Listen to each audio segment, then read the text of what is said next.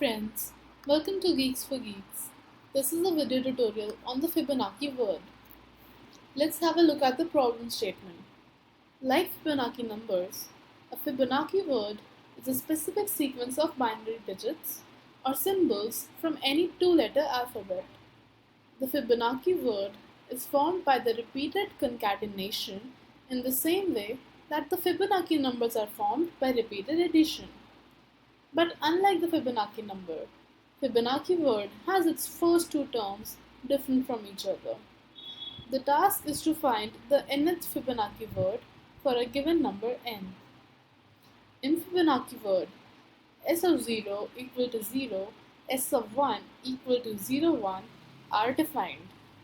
Then s of 2 equal to 0, 1, 0 by the concatenation of s of 1 and s of 0.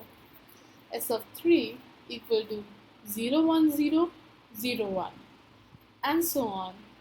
In general, S of n equal to S of n minus 1 plus S of n minus 2 and plus represents the concatenation of strings.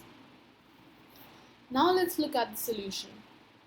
Just like in program of Fibonacci number, we use the iterative concept of finding the nth Fibonacci word. So, for finding the nth Fibonacci word, we will take two strings Sn and Sn minus 1, which represent S of n and S of n minus 1 respectively. On each iteration, we will update temp is equal to Sn, Sn is equal to Sn plus S of n minus 1, and S of n minus 1 equal to temp. In this way, we can find the nth Fibonacci word.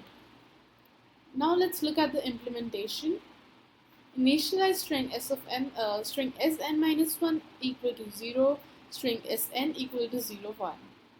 Now traverse the strings from I equal to 2 till n, and at each iteration do temp equal to Sn, Sn equal to Sn plus Sn minus 1, and Sn minus 1 equal to temp.